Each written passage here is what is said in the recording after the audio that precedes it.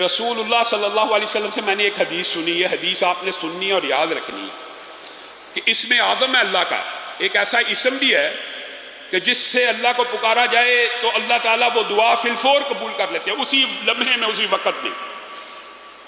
اور ابو امامہ کہتے ہیں رسول اللہ صلی اللہ علیہ وسلم نے فرمایا وہ اسم اعظم سورت بقرہ میں بھی ہے، سورت آل عمران میں بھی ہے اور سورت طٰہٰ میں بھی ہے. کہا رسول اللہ نے بس مجھے میرے سامنے یہ بات کی تو میں سورت بقرہ کھول کے بیٹھ گیا، سورت آل عمران کھول کے بیٹھ گیا، سورت طٰہٰ کھول کے. یہ صحابی کا قول ہے. رسول اللہ سے سنا اور اس کے اوپر غور و فکر کرنے لگے کہ یہ کیا رسول اللہ نے بات کی ہے. کہا پھر میں سورت بقرہ کی اس آیت پہ پہنچا اللہ لا الہ الا هو الحی القیوم، تو میرے ذہن میں آیا کہ اسی سے ملتی جلتی دو آیتیں آل عمران میں اور طٰہٰ میں موجود ہیں. الف لام میم اللہ لا الہ الا هو الحی القیوم وَأَنَتِ الْوُجُوهُ لِلْحَيِّ الْقَيُّومِ. یہ تینوں آیتیں کہا مجھے مل گئیں اور مجھے پکا یقین ہو گیا، یعنی تینوں آیتوں میں کیا چیز ایک سی ہے. اسی وجہ سے محدثین نے، اور میرے جو نانا تھے خود بڑے شیخ الحدیث تھے حافظ محمد گوندلوی رحمہ اللہ، انہوں نے اسم آدم کی دیگر احادیث اور اس حدیث کو مد نظر رکھتے ہوئے ایک وظیفہ لوگوں کو بھی اور ہماری فیملی کو بتایا کرتے تھے. اور وہ کہتے تھے کہ مجھے یقین ہے، جیسے یہ ابو امامہ کی حدیث کے الفاظ ہے اور دیگر بھی اسم آدم کے حوالے سے 3 حدیثیں موجود ہیں.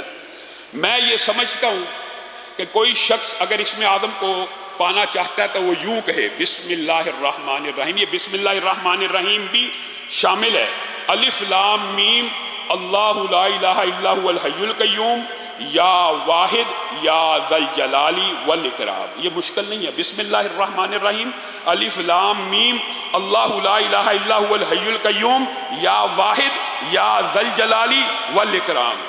اور ان کا یہ کہنا تھا، میں نے اپنے جتنے نمازیوں کو اور اللہ کے فضل و کرم سے تحدیث نعمت کے طور پہ کہہ رہا ہوں، ان کا ہی صدقہ جاری ہے، جس ساتھی کو یہ وظیفہ بتایا کہ یہ 313 مرتبہ پڑھ کے اسم آدم کا واسطہ دے کے اللہ سے دعا کریں، آج تک ابھی تک مجھے کسی شخص نے یہ نہیں کہا کہ میری دعا قبول نہیں ہوئی. ہاں یہ ضرور کہا کہ ابھی 313 کے درمیان کئی دفعہ پڑھتے پڑھتے شیطان اس طرح کے وظائف پڑھتے ہوئے شیطان وسوسے ڈالتا ہے، مانتے ہیں تو پورے نہیں ہو سکے.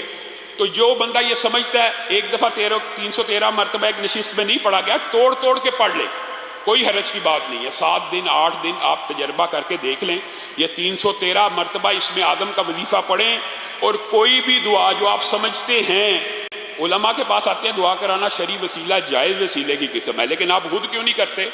اس اسم آدم کا واسطہ دے کر اللہ رب العزت سے مانگیں، اللہ تعالیٰ وہ دعا آپ کی اسی وقت قبول و منظور کرے گا. آج کے بعد یہ اللہ کا اسم ہے، یہ اللہ کے نام ہے.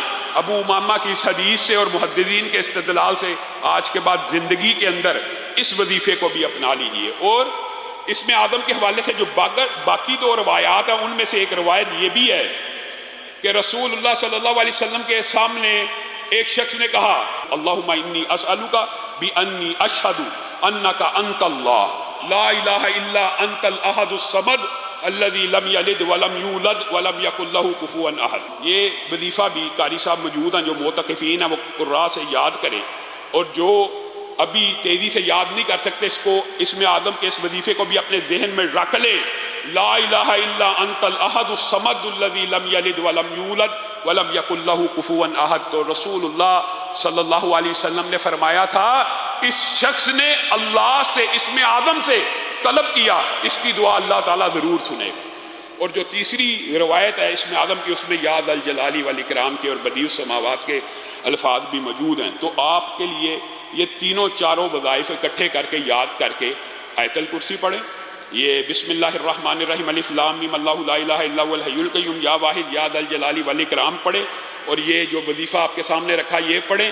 اللہ رب العزت سے جو دعا کرنا چاہیں اسم آدم کے ذریعے سے اللہ رب العزت قبول کرتا چلا جائے.